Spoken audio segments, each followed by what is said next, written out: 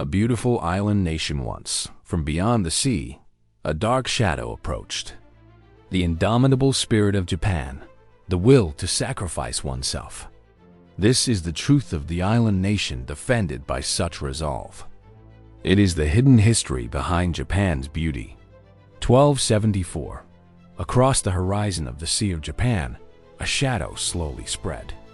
Countless sails swayed among the waves, the creaking of planks, and shouts that drowned even the cries of seabirds. It was a fleet of hundreds of ships, an enormous shadow steadily advancing toward Tsushima. On the decks stood foreign armor and foreign faces. Soldiers from Mongolia, China, and Goryeo crowded shoulder to shoulder.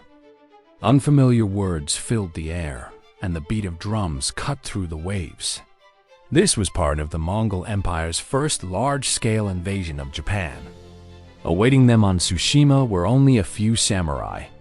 At the center was the island's governor, Sukekuni, with roughly 80 samurai and their retainers. Even at 67 years old, the governor still gripped his sword, bearing decades of battlefield experience and the duty to protect the island. No reinforcements could be expected, and they were vastly outnumbered. Yet Japan possessed an unyielding spirit. The choice to retreat did not exist from the start. To understand this battle, one must look west to the continent.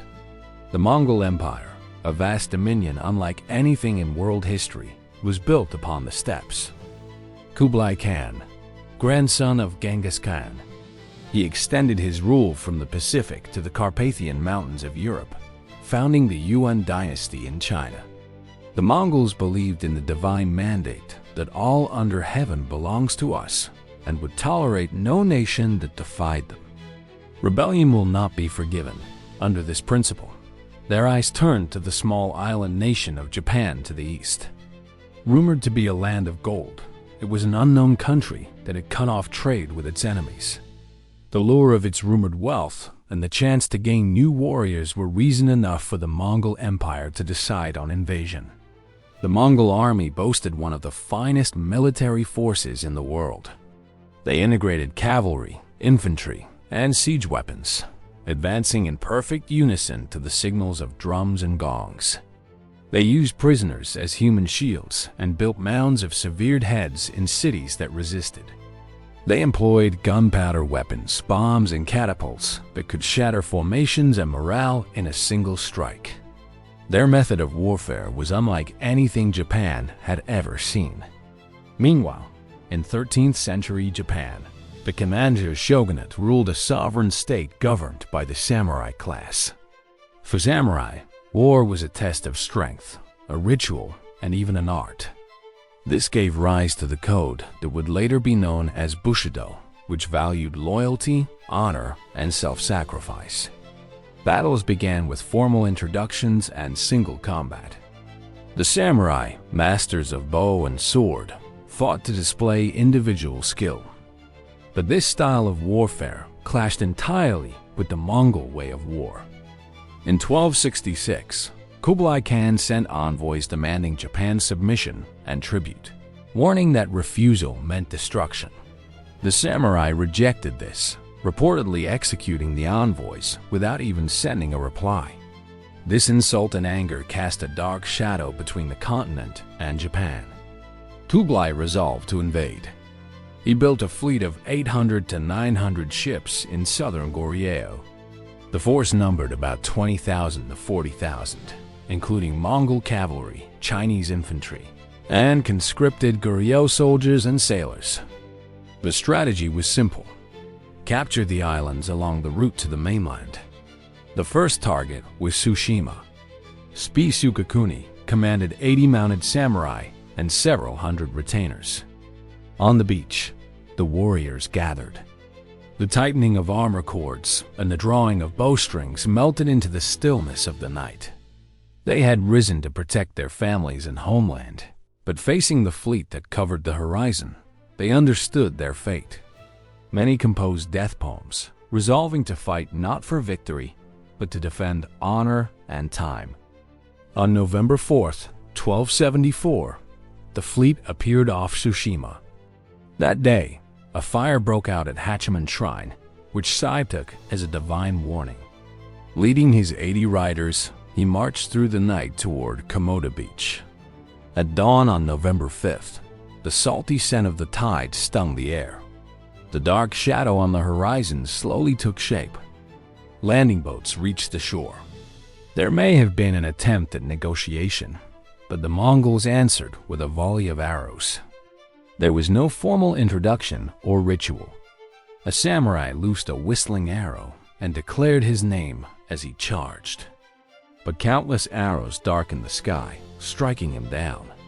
Spee realized this was not a battle between samurai, but a clash of worlds. His final order: all-out charge. A moment of silence.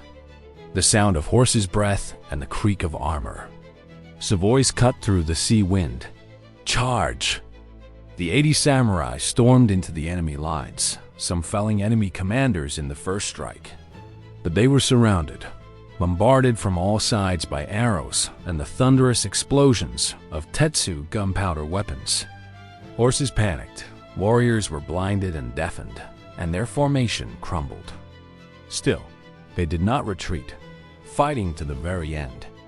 At 67, Spee stood at the front until his final moments, cutting into the enemy before he was struck down. When the defenders lay dead and the noise of battle faded, only the sound of waves returned to the beach.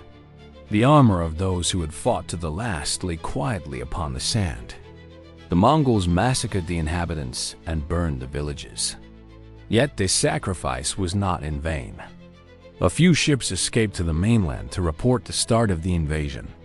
The Mongols moved on to Eki Island and landed at Hakata Bay. Warned, mainland samurai launched ambush, night raids, and surprise attacks by small boats, slowing their advance. Then the weather turned. Thunder split the night sky, and raging waves turned the sea white.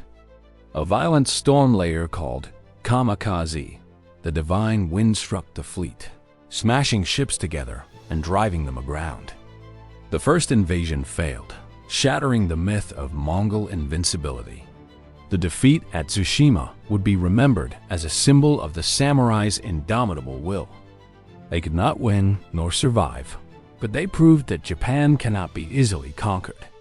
In 1281, Kublai sent another massive fleet, but once again, the Kamikaze blew, crushing his ambitions completely. The final battle of Sukasukakuni and his men would be remembered forever as the greatest last stand in Japanese history. Kamikaze and the unyielding samurai. Their names remain etched in history.